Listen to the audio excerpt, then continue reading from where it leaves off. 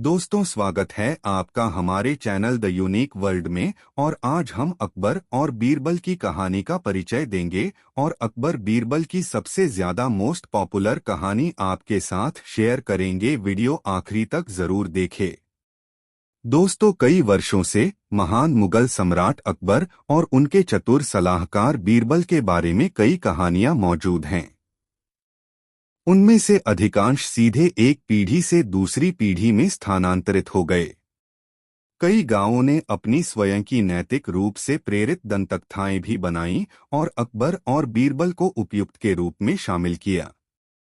बच्चों को अकबर और बीरबल के जीवन की रोमांचक और कभी-कभार हास्यप्रद घटनाओं के बारे में सुनना भी पसंद है, जो उन्हें सोते समय नैतिकता के साथ उत्कृष्ट कहानियां बनाती है। अकबर और बीरबल। इन कहानियों ने न केवल हमें हंसाया, बल्कि अंत में एक महत्वपूर्ण सीख भी दी, जो हमें जीवन की आवश्यक विशेषताओं के बारे में सिखाती है। यदि आप उनमें कुछ सकारात्मक आदर्श स्थापित करने के लिए कहानी कहने का उपयोग करना चाहते हैं, तो आप अपनी नन्ही परी को निम्नलिखित अकबर बीरबल की कुछ किंवदंतियां सुना सकते हैं। एक दिन अकबर और बीरबल कड़ाके की ठंड के दिन झील के पास टहलने गए। बीरबल के मन में यह विचार आया कि पैसे के लिए आदमी कुछ भी कर सकता है। उसने अकबर को बताया कि वह क्या सोच रहा था। फिर अकबर ने अपनी उंगली झील में डुबोई, लेकिन जैसे ही वह हिलने लगा, उसने उसे बाहर निकाल लिया। अकबर ने उत्तर दिया, मुझे नहीं लगता कि कोई व्यक्ति पैसे के लिए पूरी रात ठंडे झील के पानी में बिताएगा। बीरबल ने जवाब दिया, मुझे यकीन है कि मुझे ऐसा कोई मिल सकता है। अकबर ने तुरंत बीरबल को ऐसे व्यक्ति का पता लगाने की चुनौती दी और सफल शिकारी को 1000 सोने के सिक्कों से पुरस्कृत करने का वादा किया। बीरबल ने हर जगह देखा, जब तक कि उसे एक भिखारी नहीं मिला जो यह काम करने को तैयार था। गरीब आदमी झील में प्रवेश कर गया और अकबर ने यह देखने के लिए पास में गार्ड तैनात कर दिए कि वह वास्तव में अपनी प्रतिज्ञा पूरी कर रहा है। अगली सुबह पहरेदार उस मनहूस आदमी को अकबर के पास ले आए। अकबर ने यह सत्यापित करने के लिए उससे पूछताछ की कि क्या उस व्यक्ति ने सचमुच झील में रात बिताई थी। बदकिस्मत आदमी ने कबूल किया कि उसके पास था। तब अकबर ने उस आदमी से पूछा कि उसने पानी में रात कैसे बिताई। गरीब आदमी ने जवाब दिया कि पास में एक स्ट्रीट लैंप था और वह लैंप पर ध्यान केंद्रित करता रहा, न कि ठंड पर। चूंकि वह आदमी रात भर झील में स्ट्रीट लैंप की गर्मी के कारण जीवित बच गया था, अकबर ने घोषणा की कि कोई इनाम नहीं दिया जाएगा। संघर्षरत व्यक्ति ने फिर बीरबल से पूछा। अगली सुबह बीरबल दरबार से नदारद हो गए। राजा ने अपने निवास पर एक दूत भेजकर उसका पता पूछा। जैसे ही बीरबल की खिचड़ी तैयार हुई, दूत ने सूचना दी, वह आएंगे। राजा के काफी देर तक इंतजार करने के बावजूद बीरबल नहीं आए। आखिरकार राजा ने बीरबल के घर जाने और पता लगाने का मन बनाया कि वह क्या कर रहा है। उन्होंने पाया कि बीरबल कुछ जलती हुई शाखाओं के पास जमीन पर बैठे थे और खिचड़ी का एक कटोरा आग की लपटों से 5 फीट ऊपर लटका हुआ था। राजा और उसके सेवक अपनी हंसी पर नियंत्रण नहीं रख सके। अकबर ने बीरबल से पूछा, खिचड़ी आग से इतनी दूर कैसे पकेगी? बीरबल ने उत्तर दिया, बेचारे को सड़क के बल्ब से गर्मी मिली, जो कि सबसे दूर से भी अधिक दूर थी। अकबर को एहसास हुआ कि बीरबल क्या कहना चाह रहा था, और जब राजा को अपनी गलती का एहसास हुआ तो उस गरीब व्यक्ति को उसका पुरस्कार मिल गया। कहानी की नीति। कभी हार न माने, प्रयास करें और अपना सपना साकार करें। कहानी का सारांश। अकबर बीरबल की कहानियां माता पिता के साथ साथ बच्चों के लिए भी एक अद्भुत टाइम पास हैं। बीरबल की खिचड़ी अकबर की शर्त हारने और योग्य को इनाम न देने की जिद के बारे में एक नैतिक सबक है। बीरबल के चरित्र के माध्यम से लेखक यह उजागर करना चाहता है कि किसी को अपने अहंकार को संतुष्ट करने के लिए योग्य व्यक्ति का इनाम नहीं छीनना चाहिए। राजा हालांकि जीतने का बहाना बनाकर रोशनी को 1 मील दूर ले गया, लेकिन बाद में उसे अपनी गलती का एहसास हुआ और उसने वही किया जो सही है। इस प्रकार चाहे गलती कितनी भी बड़ी क्यों न हो, व्यक्ति को अपने किए की जिम्मेदारी लेनी चाहिए और उसे सुधारना चाहिए। दोस्तों, अकबर बीरबल की मोस्ट पॉपुलर कहानी कैसी लगी कमेंट में जरूर बताएं और इस वीडियो को लाइक जरूर कर दें। दो अकबर और बीरबल के बीच कभी कभी ऐसी बातें भी हुआ करती थीं जिनकी परख करने में जान का खतरा रहता था। एक बार अकबर ने बीरबल से पूछा, बीरबल, संसार में सबसे बड़ा हथियार कौन सा है? बादशाह सलामत, संसार में सबसे बड़ा हथियार है आत्मविश्वास, बीरबल ने जवाब दिया। अकबर ने बीरबल की इस बात को सुनकर अपने दिल में रख लिया और किसी समय इसकी परख करने का निश्चय किया। दैवयोग से एक दिन एक हाथी पागल हो गया। ऐसे में हाथी को जंजीरों में जकड़ कर रखा जाता था। अकबर ने बीरबल के आत्मविश्वास की परख करने के लिए उधर तो बीरबल को बुलवा भेजा और इधर हाथी के महावत को हुक्म दिया कि जैसे ही बीरबल को आता देखे वैसे ही हाथी की जंजीर खोल दे। बीरबल को इस बात का पता नहीं था। जब वे बादशाह अकबर से मिलने उनके दरबार की ओर जा रहे थे तो पागल हाथी को छोड़ा जा चुका था। बीरबल अपनी ही मस्ती में चले जा रहे थे कि उनकी नजर पागल हाथी पर पड़ी जो चिंघाड़ता हुआ उनकी तरफ आ रहा था। बीरबल हाजिर जवाब, बेहद बुद्धिमान, चतुर और आत्मविश्वासी थे। वे समझ गए कि बादशाह अकबर ने आत्मविश्वास और बुद्धि की परीक्षा के लिए ही पागल हाथी को छुड़वाया है।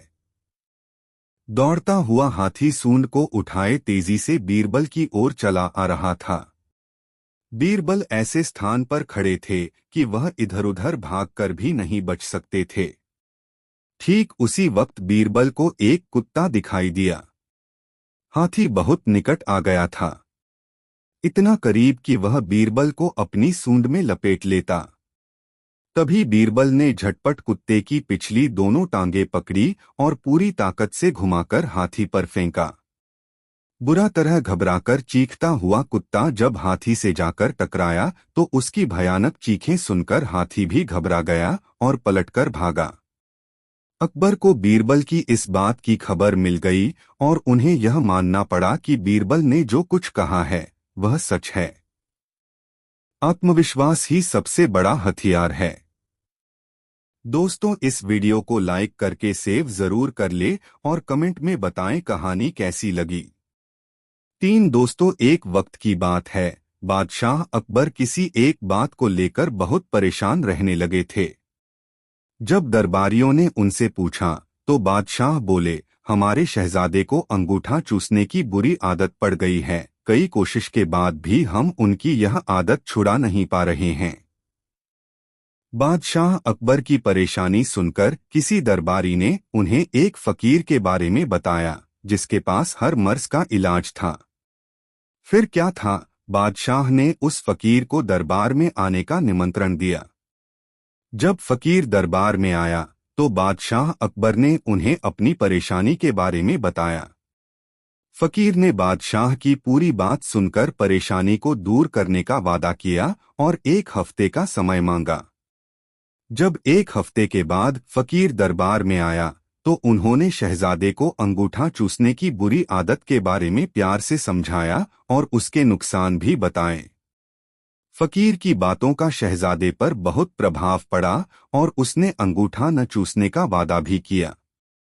सभी दरबारियों ने यह देखा तो बादशाह से कहा, जब यह काम इतना आसान था तो फकीर ने इतना समय क्यों लिया? आखिर उसने क्यों दरबार का और आपका समय खराब किया? बादशाह दरबारियों की बातों में आ गए और उन्होंने फकीर को दंड देने की ठान ली। सभी दरबारी बादशाह का समर्थन कर रहे थे, लेकिन बीरबल चुपचाप था। बीरबल को चुपचाप देख अकबर ने पूछा, तुम क्यों शांत हो बीरबल? बीरबल ने कहा, जहां पनाह गुस्ताखी माफ हो, लेकिन फकीर को सजा देने के स्थान पर उन्हें सम्मानित करना चाहिए और हमें उनसे सीखना चाहिए। तब बादशाह ने गुस्से में कहा, तुम हमारे फैसले के खिलाफ जा रहे हो। आखिर तुमने ऐसा सोच भी कैसे लिया? जवाब दो। तब बीरबल ने कहा, महाराज, पिछली बार जब फकीर दरबार में आए थे तो उन्हें चूना खाने की बुरी आदत थी। आपकी बातों को सुनकर उन्हें अपनी गलती का एहसास हुआ। उन्होंने पहले अपनी इस गंदी आदत को छोड़ने का फैसला लिया, फिर शहजादे की गंदी आदत छुड़ाई।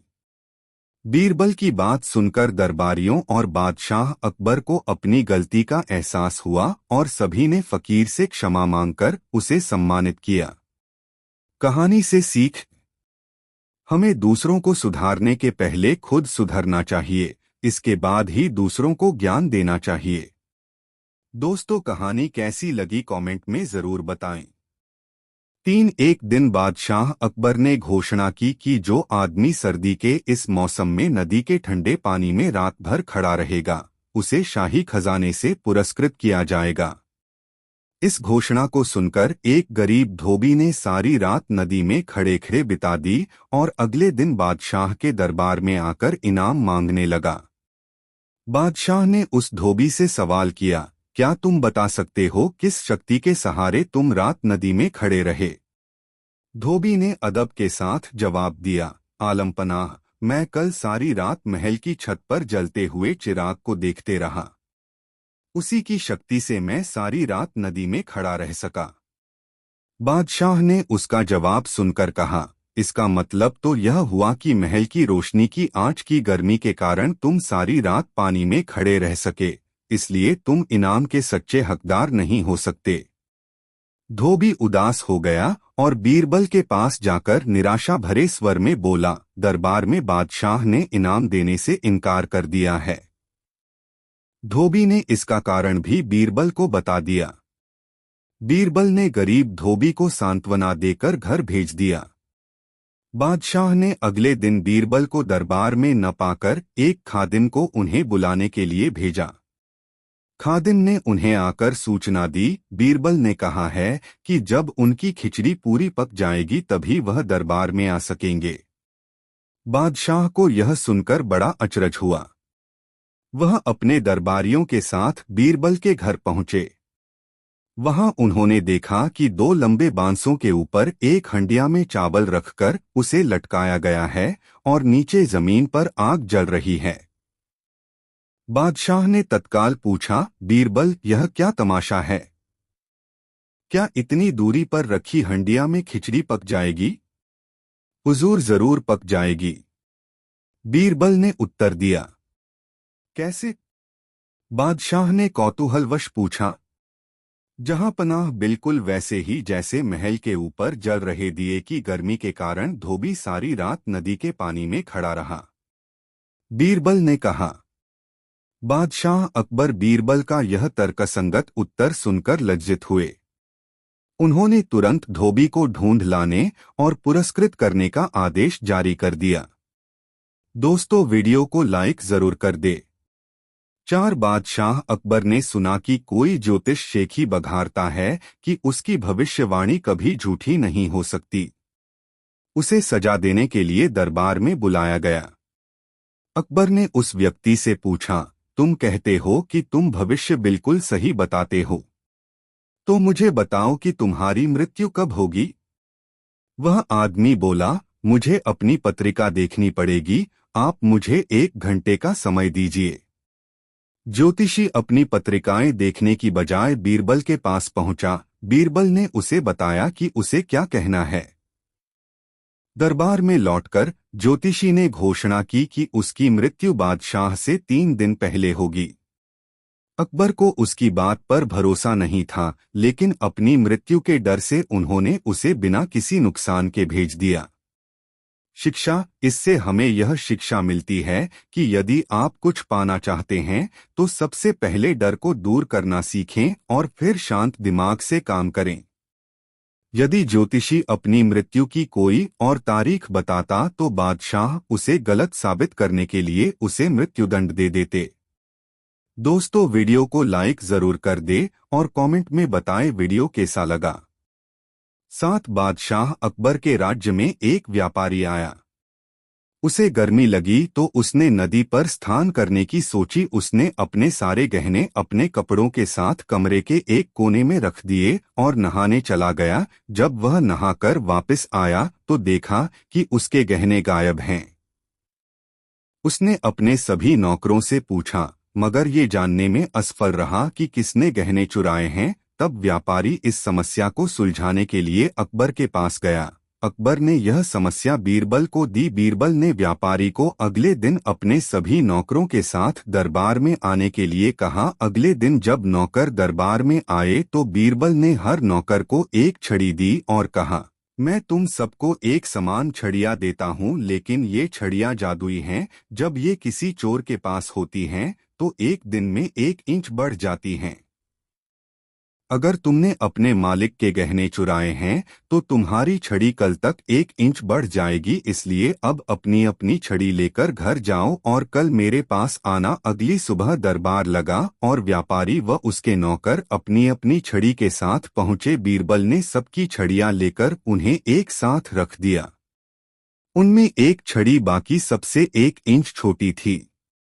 बीरबल ने व्यापारी से कहा, जो नौकर यह छड़ी लेकर आया उसने ही घने चुराए हैं। उसने छड़ी को 1 इंच काटकर छोटा कर दिया ताकि छड़ी के 1 इंच बढ़ने पर इसका पता न लग सके और वह पकड़ा न जाए। बीरबल ने नौकरों को बताया, ये कोई जादुई छड़ियां नहीं थी, लेकिन तुम्हें विश्वास हो गया इसलिए चोर ने छड़ी को 1 इंच काट दिया। तभी उस नौकर ने अपना गुनाह कबूल किया और चोरी किए जेवरात लौटा दिए। 8 अकबर को यह पता था कि भ्रष्टाचार ताकत से ही आता। बादशाह अकबर ने यह बात बारखाल से पूछा। बारबल असहमत। वह बोले, भ्रष्ट व्यक्तियों को भ्रष्ट बनने के लिए ताकत की आवश्यकता नहीं होती। बादशाह ने बीरबल को अपनी बात साबित करने के लिए कहा। बीरबल कुछ बांस की छड़ी और रस्सी लेकर यमुना किनारे पहुंचे। उसने छड़ियां जमीन पर अलग अलग स्थानों पर इस तरह लगा दी जैसे वह कुछ खास माप रहे हैं। वहां पर आसपास भीड़ इकट्ठी हो गई, यह जानने के लिए कि क्या हो रहा है। बीरबल कुछ नहीं बोले। लोगों ने अनुमान लगाया कि शायद वह कुछ राजकीय काम कर रहे हैं और इससे आसपास के इलाके या समुदाय के लिए समस्या हो सकती है। बिना कुछ पूछे बीरबल को घूस देने लगे कि वह उन्हें बचा लें। बीरबल भी शांत रहे। लोगों ने सोचा शायद धन कुछ कम है, तो उन्होंने कुछ अधिक धन देने को कोशिश की। आखिर बीरबल ने अपनी बात को साबित किया। वहां से अपना सामान लेकर चले गए और बादशाह से इनाम पाया। शिक्षा भ्रष्टाचार को बढ़ने के लिए शक्ति के साथ उसके भुगतने वालों की सहायता भी बढ़ावा देती है। अगर कोई व्यक्ति कमजोर है और जल्द लाभ के लिए भ्रष्टाचार को बढ़ावा देता है तो भ्रष्ट व्यक्ति फलने फूलने लगता है। भ्रष्टाचार के लिए प्रणाली को दोष देने के बजाय हमें यह देखना चाहिए कि कुछ पाने के लिए लोग कितनी घूस देते या लेते हैं। एक दिन बादशाह ने बीरबल से पूछा, क्यों बीरबल, हमारे राज्य में कोई ऐसा भी है जो सर्दियों की इस रात में बाहर पानी में खड़ा रहे? बीरबल ने बताया, जहांपना, ऐसे बहुत लोग हैं। बादशाह को बीरबल की बात पर विश्वास न हुआ। उन्होंने आश्चर्य के साथ पूछा, साबित कर सकते हो? बीरबल बोले, जी हाँ, तो फिर हमें ऐसा आदमी दिखाओ। बादशाह ने कहा, कल दिखाऊंगा, बीरबल ने विनम्रता के साथ कहा। अगले दिन बीरबल ने एक धोबी को बुलाया और बादशाह से कहा, यह आदमी सर्दियों में रात भर पानी में खड़ा रह सकता है, जहांपना, हम इसे बहुत इनाम देंगे। यह रात को महल के पीछे पानी में खड़ा रहेगा, कल आप इसे इनाम दे दीजिएगा। बीरबल बोले। रात को ऐसा ही हुआ। धोबी रात भर पानी में खड़ा रहा। सुबह होने पर बीरबल उसे बादशाह के सामने लाए। बादशाह ने पूछा, बीरबल, यह आदमी पानी में कैसे खड़ा रहा? आप इसी से पूछिए। क्यों रे धोबी, तू रात भर इतनी ठंड में पानी में कैसे खड़ा रहा? सर्दी भी लगी होगी और दिल भी नहीं लगा होगा। रात कैसे कटी? हुजूर, सारी रात में महल में जलते हुए चिराग पर ध्यान लगाए रहा, धोबी ने उत्तर दिया। ओह, तुम हमारे चिराग की गर्मी में रहे, सर्दी से बचते रहे, हाथ सेंकते रहे, बादशाह ने कहा। बीरबल बोला, आप कैसी बातें कह रहे हैं हुजूर? कहीं यह संभव है? हाँ, यही हुआ है। इस आदमी को इनाम नहीं मिलेगा। बादशाह ने इनाम नहीं दिया। अगले दिन बीरबल दरबार में नहीं गए। उन्हें अनुपस्थित देखकर बादशाह को चिता हुई कि उनका प्रिय साथी क्यों नहीं आया। बीरबल को नाराजगी का उन्हें दुख था। पता लगाने के उद्देश्य से बादशाह बीरबल के निवास पर पहुंच। बीरबल जो तमाशा कर रहे थे उसे देखकर वह चौंक पड़े। बीरबल ने जमीन पर एक लंबा बांस गाड़ा हुआ था, जिसके ऊपर वाले सिरे पर एक हौंडी बंधी हुई थी। जमीन पर बीरबल ने आग जला रखी थी। जब बादशाह ने आग के पास बैठे हुए बीरबल से पूछा कि यह क्या तमाशा कर रहे हो, तो बीरबल ने उत्तर दिया, हुजूर, पेट में जरा गड़बड़ है, खिचड़ी पका रहा हूं। सिचडी? ऐसे क्या बेवकूफी की बात करते हो? हांडी इतनी दूर बंधी है और आग यहां जल रही है। ऐसे भी कहीं खिचड़ी पकती है? हांडी तक तो धुआं भी नहीं पहुंचेगा। आग की गर्मी तो बहुत दूर की बात है। इसमें चावल दाल कैसे गलेंगे? जी हाँ, गल जाएंगे। नहीं गलेंगे, कभी नहीं गलेंगे। यह तुम्हारी मूर्खता है। मूर्खता नहीं है हुजूर, खिचड़ी पक रही है। बीरबल, तुम पागल तो नहीं हो गए? नहीं जनाब, खिचड़ी पका रहा हूं। आप खुद सोचिए, जब 200 गज दूर खड़ा आदमी महल के चिराग से अपने शरीर को सेंक सकता है, तो 5 गज की दूरी पर टंगी हांडी में खिचड़ी क्यों नहीं पक सकेगी? बादशाह मुस्कराए। उन्होंने कहा, हम समझ गए हैं। तब भी हम समझते थे। हमने जानबूझकर इनाम नहीं दिया था। हम देखना चाहते थे कि तुम क्या करिश्मा करोगे। अब हमने देख लिया कि तुम सचमुच बुद्धिमान हो। उस धोबी को कल मुहमांगा इनाम मिल जाएगा। और अगले ही दिन धोबी दरबार में बुलाया गया। बादशाह ने उसे को इनाम दिया। धोबी खुश हो गया। एक दिन बीरबल दरबार में देर से पहुंचा।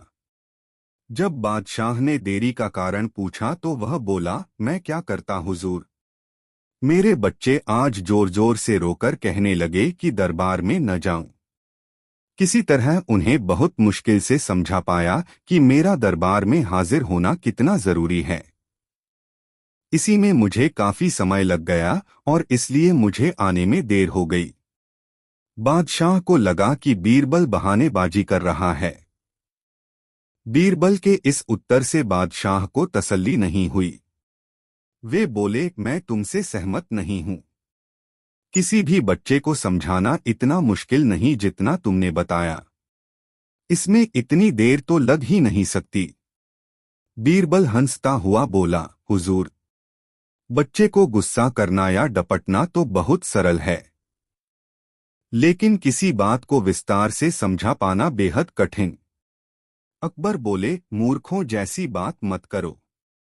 मेरे पास कोई भी बच्चा लेकर आओ, मैं तुम्हें दिखाता हूं कि कितना आसान है यह काम। ठीक है जहां पनाह, बीरबल बोला, मैं खुद ही बच्चा बन जाता हूं और वैसा ही व्यवहार करता हूं। तब आप एक पिता की भांति मुझे संतुष्ट करके दिखाएं। फिर बीरबल ने छोटे बच्चे की तरह बर्ताव करना शुरू कर दिया। उसने तरह तरह के मुंह बनाकर अकबर को चिढ़ाया और किसी छोटे बच्चे की तरह दरबार में यहाँ वहां उछलने कूदने लगा। उसने अपनी पगड़ी जमीन पर फेंक दी।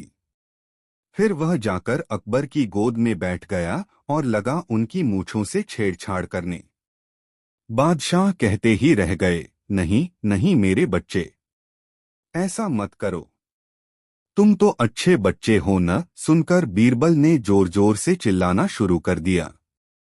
तब अकबर ने कुछ मिठाइयां लाने का आदेश दिया, लेकिन बीरबल जोर जोर से चिल्लाता ही रहा। अब बादशाह परेशान हो गए, लेकिन उन्होंने धैर्य बनाए रखा। वह बोले, बेटा, खिलौनों से खेलोगे? देखो कितने सुंदर खिलौने हैं। बीरबल रोता हुआ बोला, नहीं, मैं तो गन्ना खाऊंगा। अकबर मुस्कराए और गन्ना लाने का आदेश दिया। थोड़ी ही देर में एक सैनिक कुछ गन्ने लेकर आ गया, लेकिन बीरबल का रोना नहीं थमा। वह बोला, मुझे बड़ा गन्ना नहीं चाहिए, छोटे छोटे टुकड़े में कटा गन्ना दो। अकबर ने एक सैनिक को बुलाकर कहा कि वह एक गन्ने के छोटे छोटे टुकड़े कर दे। यह देखकर बीरबल और जोर से रोता हुआ बोला, नहीं, सैनिक गन्ना नहीं काटेगा, आप खुद काटें इसे। अब बादशाह का मिजाज बिगड़ गया, लेकिन उनके पास गन्ना काटने के अलावा और कोई चारा न था। और करते भी क्या, खुद अपने ही बिछाए जाल में फंस गए थे वह। गन्ने के टुकड़े करने के बाद उन्हें बीरबल के सामने रखते हुए बोले, अकबर, लो इसे खा लो बेटा। अब बीरबल ने बच्चे की भांति मचलते हुए कहा, नहीं, मैं तो पूरा गन्ना ही खाऊंगा। बादशाह ने एक साबुत गन्ना उठाया और बीरबल को देते हुए बोले, लो पूरा गन्ना और रोना बंद करो। लेकिन बीरबल रोता हुआ ही बोला, नहीं, मुझे तो इन छोटे टुकड़ों से ही साबुत गन्ना बनाकर दो। कैसी अजब बात करते हो तुम, यह भला कैसे संभव है? बादशाह के स्वर में क्रोध भरा था, लेकिन बीरबल रोता ही रहा। बादशाह का धैर्य चुक गया। बोले, यदि तुमने रोना बंद नहीं किया तो मार पड़ेगी तब। अब बच्चे का अभिनय करता बीरबल उठ खड़ा हुआ और हंसता हुआ बोला, नहीं नहीं, मुझे मत मारो हुजूर। अब आपको पता चला कि बच्चे की बेतुकी जिदों को शांत करना कितना मुश्किल काम है। बीरबल की बात से सहमत थे अकबर। बोले, हाँ, ठीक कहते हो। रोते चिल्लाते जिद पर अड़े बच्चे को समझाना बच्चों का खेल नहीं। दोस्तों, कहानी कैसी लगी कमेंट में जरूर बताएं। एक दिन बादशाह अकबर ने ऐलान किया कि जो भी मेरे सवालों का सही जवाब देगा उसे भारी इनाम दिया जाएगा। सवाल कुछ इस प्रकार से थे। ऐसा क्या है जो आज भी है और कल भी रहेगा? ऐसा क्या है जो आज भी नहीं है और कल भी नहीं होगा? ऐसा क्या है जो आज तो है लेकिन कल नहीं होगा? इन तीनों सवालों के उदाहरण भी देने थे। किसी को भी चतुराई भरे इन तीनों सवालों का जवाब नहीं सूझ रहा था। तभी बीरबल बोला, हुजूर, आपके सवालों का जवाब मैं दे सकता हूं, लेकिन इसके लिए आपको मेरे साथ शहर का दौरा करना होगा। तभी आपके सवाल सही ढंग से हल हो पाएंगे। अकबर और बीरबल ने वेश बदला और सूफियों का बाना पहनकर निकल पड़े। कुछ ही देर बाद वे बाजार में खड़े थे। फिर दोनों एक दुकान में घुस गए। बीरबल ने दुकानदार से कहा, हमें बच्चों की पढ़ाई के लिए मदरसा बनाना है, तुम हमें इसके लिए 1000 रुपए दे दो। जब दुकानदार ने अपने मुनीम से कहा कि इन्हें 1000 रुपए दे दो तो बीरबल बोला, जब मैं तुमसे रुपए ले रहा हूँगा तो तुम्हारे सिर पर जूता मारूंगा। हर 1 रुपए के पीछे 1 जूता पड़ेगा। बोलो, तैयार हो? यह सुनते ही दुकानदार के नौकर का पारा चढ़ गया और वह बीरबल से 2-2 हाथ करने आगे बढ़ाया। लेकिन दुकानदार ने नौकर को शांत करते हुए कहा, मैं तैयार हूं, लेकिन मेरी एक शर्त है। मुझे विश्वास दिलाना होगा कि मेरा पैसा इसी नेक काम पर खर्च होगा। ऐसा कहते हुए दुकानदार ने सिर झुका दिया और बीरबल से बोला कि जूता मारना शुरू करें। तब बीरबल व अकबर बिना कुछ कहे सुने दुकान से बाहर निकल आए। दोनों चुपचाप चले जा रहे थे कि तभी बीरबल ने मौन तोड़ा, बंदा परवर। दुकान में जो कुछ हुआ उसका मतलब है कि दुकानदार के पास आज पैसा है और उस पैसे को नेक कामों में लगाने की नीयत भी, जो उसे आने वाले कल भविष्य में नाम देगी।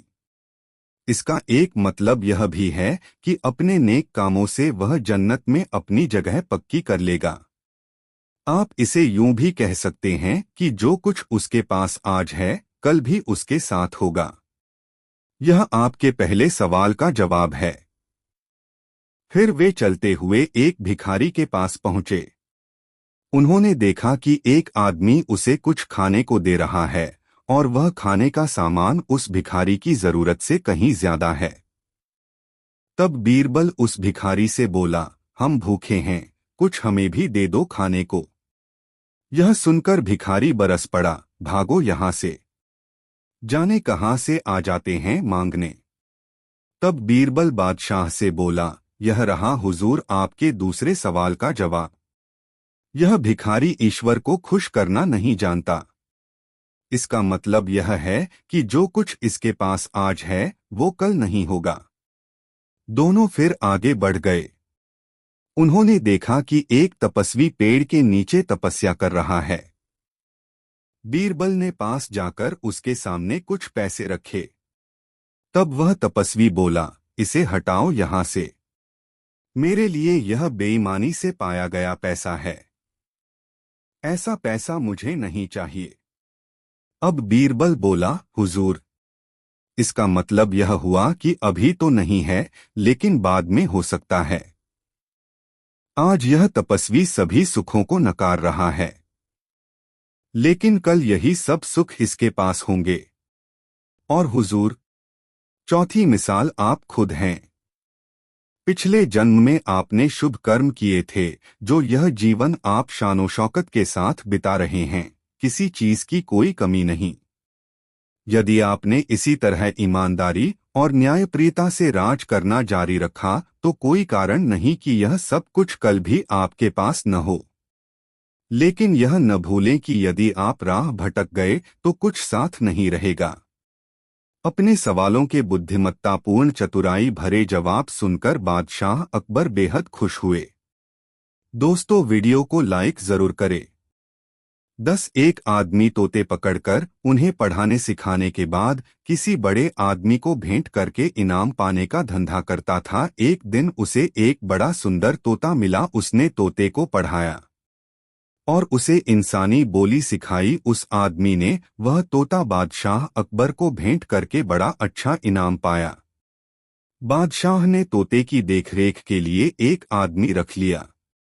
उसे आज्ञा दी कि यदि तोता मर गया तो तुम्हें सूली पर चढ़ा दिया जाएगा। जो तोता मरने की खबर देगा उसे भी यही दंड मिलेगा। वह आदमी तोते की खूब सेवा करता था, रखवाली करता था, परंतु ईश्वर को मर्जी ऐसी हुई कि अचानक वह तोता मर गया। तोते का रखवाला घबरा गया। वह भागा हुआ बीरबल के पास पहुंचा और सारी बात बताते हुए कहा, अब मेरी जान नहीं बच सकेंगी सरकार, मुझे आप ही बचा सकते हैं। मैं जाकर तोते की मौत की खबर बादशाह का दूंगा, तब भी प्राणदंड, और बादशाह स्वयं पता लगाते हैं तब भी प्राणदंड। अब मैं क्या करूं? तुम निश्चित रहो, कुछ नहीं होगा, मैं बात संभाल लूंगा। बीरबल ने उसे सांत्वना दी। बीरबल बादशाह पास आकर बोले, हुजूर, आपका तोता था। और उन्होंने वाक्य अधूरा छोड़ दिया। क्या हुआ तोते को? मैं नहीं कह सकता। इतना कह सकता हूं कि आपका तोता आज न खाता है, न पीता है, न मुंह खोलता है, न बात करता है, न चलता न हिलता है, उठता भी नहीं है, फुदकता भी नहीं। क्या हुआ उसे चलकर देखते हैं। बादशाह ने आकर मरे हुए तोते को देखा और बोले, वहीं पर नहीं बता सकते थे कि तोता मर गया? ऐसा कैसे बताता? प्राणदंड मिलता, क्योंकि आपने कह रखा था कि मरने की खबर देने वाले का भी प्राणदंड मिलेगा। बीरबल बोल, और इसीलिए वह रखवाला गायब है। बादशाह हंस, जबकि वह बकसूर है हुजूर, ताता अपनी मौत मरा है। बादशाह ने रखवाले को माफ कर दिया। बीरबल की चतुराई से वह बच गया।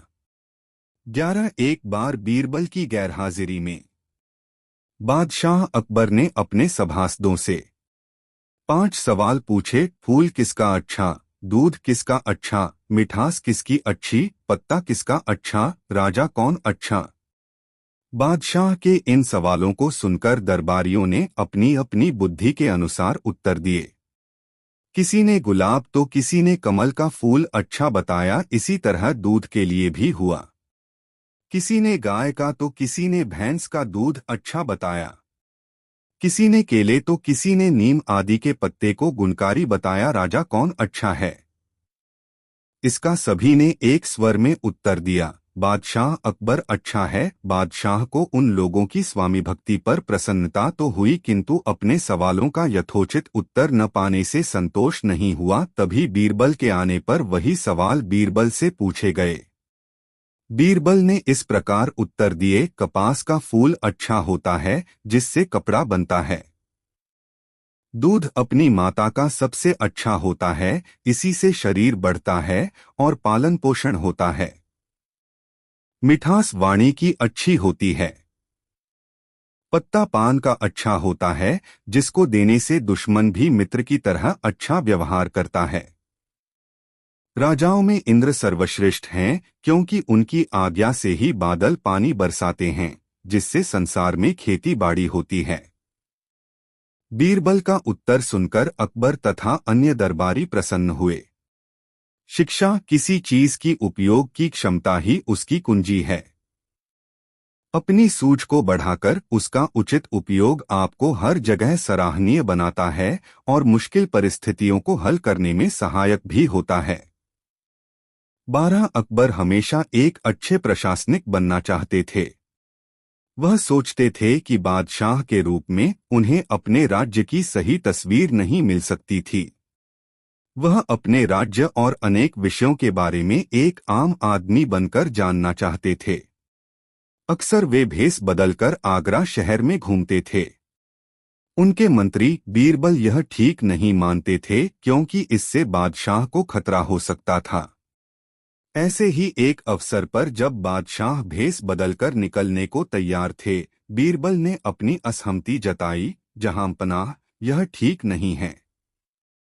एक बादशाह का जीवन कीमती है और उसकी सुरक्षा आवश्यक है। लेकिन अकबर ने बीरबल की चेतावनी की परवाह नहीं की और गली से बाहर निकल गए। कुछ देर बाद अकबर को महसूस हुआ कि कोई उनका पीछा कर रहा है। थोड़ी देर तो उन्होंने उस तरफ ध्यान नहीं दिया, लेकिन थोड़ी देर बाद उन्होंने उस आदमी का सामना करने की सोची। तुम्हारा नाम क्या है? अकबर ने पूछा। घुमंतु आदमी ने जवाब दिया। तुम जीने के लिए क्या करते हो? अकबर बोले। मैं घूमता रहता हूं। आदमी बोला। तुम रहते कहाँ हो? अकबर ने आगे पूछा। हर जगह, जवाब आया। अब तक अकबर झुंझला चुके थे। क्या तुम जानते हो तुम किससे बात कर रहे हो? हाँ, एक मनुष्य के साथ, शायद, अजनबी ने उत्तर दिया। कोई साधारण आदमी नहीं। मैं बादशाह हूं।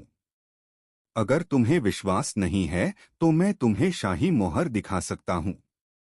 ऐसा कहते हुए बादशाह ने मोहर उस आदमी को दिखाई।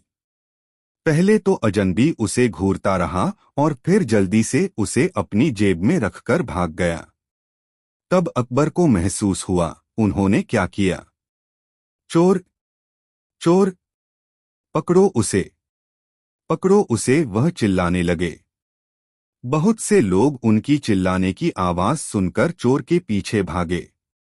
अकबर बोले, उसे जाने मत देना।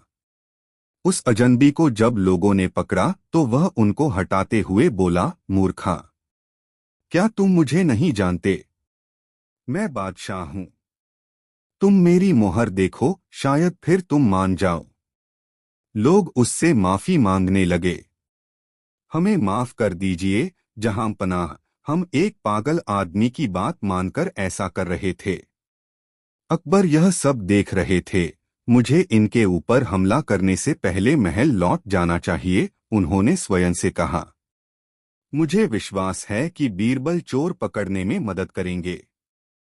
बीरबल ने हमें अकेले बाहर न जाने के लिए चेतावनी दी थी। ओह, अब मैं कैसे उसका सामना करूंगा? यह सोचते हुए अकबर ने अपने कक्ष में प्रवेश किया। भीतर घुसते ही उन्होंने देखा सामने मेज पर कुछ रखा था। उसे खोला तो उसमें मोहर और एक पर्ची देखकर हैरान हर गए। पर्ची में लिखा था, मैंने आपको चेतावनी दी थी कि बिना सैनिकों के बाहर जाना सुरक्षित नहीं है। आज तो आपने केवल अपनी मोहर गंवाई थी, पर इससे बुरा भी हो सकता था। नीचे बीरबल का नाम लिखा था। तो ये बीरबल थे। लेकिन मैंने अपना सबक सीख लिया। शिक्षा हमें तीव्रता से कोई भी कार्य नहीं करना चाहिए। किसी भी महत्वपूर्ण कार्य को करने से पहले अपने कार्य के परिणामों के बारे में सोचना चाहिए। दोस्तों, हमारे चैनल द यूनिक वर्ल्ड पर नए हो तो अभी सब्सक्राइब, और दोस्तों वीडियो देखने के लिए धन्यवाद। 5 दोस्तों, एक बार की बात है, तानसेन और बीरबल में किसी बात को लेकर विवाद हो गया। दोनों ही अपनी अपनी बात पर अटल थे। हल निकलता न देख दोनों बादशाह की शरण में गए। बादशाह अकबर को अपने दोनों रत्न प्रिय थे। वे किसी को भी नाराज नहीं करना चाहते थे, अतः उन्होंने स्वयं फैसला न देकर किसी और से फैसला कराने की सलाह दी। हुजूर, जब आपने किसी और से फैसला कराने को कहा है तो यह भी बता दें कि हम किस गणमान्य व्यक्ति से अपना फैसला करवाएं, बीरबल ने पूछा। तुम लोग महाराणा प्रताप से मिलो, मुझे यकीन है कि वे इस मामले में तुम्हारी मदद जरूर करेंगे, बादशाह अकबर ने जवाब दिया। अकबर की सलाह पर तानसेन और बीरबल महाराणा प्रताप से मिले और अपना अपना पक्ष रखा। दोनों की बातें सुनकर महाराणा प्रताप कुछ सोचने लगे। तभी तानसेन ने मधुर रागिनी सुनानी शुरू कर दी। महाराणा मदहोश होने लगे। जब बीरबल ने देखा कि तानसेन अपनी रागिनी से महाराणा को अपने पक्ष में कर रहा है तो उससे रहा न गया। तुरंत बोला, महाराणा जी, अब मैं आपको एक सच्ची बात बताने जा रहा हूँ। जब हम दोनों आपके पास आ रहे थे तो मैंने पुष्कर जी में जाकर प्रार्थना की थी कि मेरा पक्ष सही होगा तो 100 गाय दान करूंगा, और मियाँ तानसेन जी ने प्रार्थना कर यह मन्नत मांगी कि यदि वह सही होंगे तो 100 गायों की कुर्बानी देंगे। महाराणा जी, अब 100 गायों की जिंदगी आपके हाथों में है। बीरबल की यह बात सुनकर महाराणा चौंक गए। भला एक हिंदू शासक होकर गो हत्या के बारे में सोच कैसे सकते थे। उन्होंने तुरंत बीरबल के पक्ष को सही बताया। जब बादशाह अकबर को यह बात पता चली तो वह बहुत हंसे। दोस्तों, वीडियो को लाइक जरूर कर दे। 6 अकबर का साला हमेशा से ही बीरबल की जगह लेना चाहता था। अकबर जानते थे कि बीरबल की जगह ले सके ऐसा बुद्धिमान इस संसार में कोई नहीं है। फिर भी जोरू के भाई को वह सीधी ना नहीं बोल सकते थे। ऐसा करके वह अपनी लाडली बेगम की बेरुखी मोल नहीं लेना चाहते थे। इसीलिए उन्होंने अपने साले साहब को एक कोयले से भरी बोरी दे दी और कहा कि जाओ और इसे हमारे राज्य के सबसे मक्कार और लालची सेठ दमड़ीलाल को बेचकर दिखाओ। अगर तुम यह काम कर गए तो तुम्हें बीरबल की जगह वजीर बना दूंगा। अकबर की इस अजीब शर्त को सुनकर साला अचंभे में पड़ गया। वह कोयले की बोरी लेकर चला तो गया, पर उसे पता था कि वह सेठ किसी की बातों में नहीं आने वाला, ऊपर से वह उल्टा उसे ही चूना लगा देगा। हुआ भी यही। सेठ दमड़ीलाल ने कोयले की बोरी के बदले एक ढेला भी देने से इनकार कर दिया। साला अपना सा मुंह लेकर महल वापस लौट आया और अपनी हार स्वीकार कर ली। अब अकबर ने वही काम बीरबल को करने को कहा। बीरबल कुछ सोचे और फिर बोले कि सेठ दमड़ीलाल जैसे मक्कार और लालची सेठ को यह कोयले की बोरी क्या मैं सिर्फ कोयले का एक टुकड़ा ही 10,000 रुपए में बेच आऊंगा। यह बोलकर वह तुरंत वहां से रवाना हो गए। सबसे पहले उसने एक दर्जी के पास जाकर एक मखमली कुर्ता सिलवाया, हीरे मोती वाली मालाएं गले में डाली, महंगी जूती पहनी और कोयले को बारीक सुरमे जैसा पिसवा लिया। फिर उसने पिसे कोयले को एक सुरमे की छोटी चमकदार डिब्बी में भर लिया। इसके बाद बीरबल ने अपना भेष बदल लिया और एक मेहमान घर में रुककर इश्तिहार दे दिया कि बगदाद से बड़े शेख आए हैं जो करिश्माई सुरमा बेचते हैं। जिसे आंखों में लगाने से मरे हुए पूर्वज दिख जाते हैं और यदि उन्होंने कहीं कोई धन गाड़ा है तो उसका पता बताते हैं। यह बात शहर में आग की तरह फैली। सेठ दमडीलाल को भी ये बात पता चली। उसने सोचा जरूर उसके पूर्वजों ने कहीं न कहीं धन गाड़ा होगा। उसने तुरंत शेख बने बीरबल से संपर्क किया और सुरमे की डिब्बी खरीदने की पेशकश की। शेख ने डिब्बी के 20,000 रुपए मांगे और मोलभाव करते करते 10,000 में बात तय हुई। पर सेठ भी होशियार था। उसने कहा, मैं अभी तुरंत ये सुरमा लगाऊंगा और अगर मुझे मेरे पूर्वज नहीं दिखे तो मैं पैसे वापस ले लूंगा। बीरबल बोला, बिल्कुल आप ऐसा कर सकते हैं। चलिए शहर के चौराहे पर चलिए और वहां इसे जांच लीजिए। सुरमे का चमत्कार देखने के लिए भीड़ इकट्ठा हो गई। तब बीरबल ने ऊंची आवाज में कहा, ये सेठ अभी ये चमत्कारी सुरमा लगाएंगे और अगर ये उन्हीं की औलाद हैं जिन्हें ये अपना माँ बाप समझते हैं तो इन्हें इनके पूर्वज दिखाई देंगे और गड़े धन के बारे में बताएंगे। लेकिन अगर आपके माँ बाप में से किसी ने भी बेईमानी की होगी और आप उनकी असल औलाद नहीं होंगे तो आपको कुछ भी नहीं दिखेगा। और ऐसा कहते ही बीरबल ने सेठ की आंखों में सुरमा लगा दिया। फिर क्या था, सिर खुजाते हुए सेठ ने आंखें खोली। अब दिखना तो कुछ था नहीं, पर सेठ करे भी तो क्या करे। अपनी इज्जत बचाने के लिए सेठ ने 10,000 बीरबल के हाथ थमा दिए और मुंह फुलाते हुए आगे बढ़ गए। बीरबल फौरन अकबर के पास पहुंचे और रुपए थमाते हुए सारी कहानी सुना दी।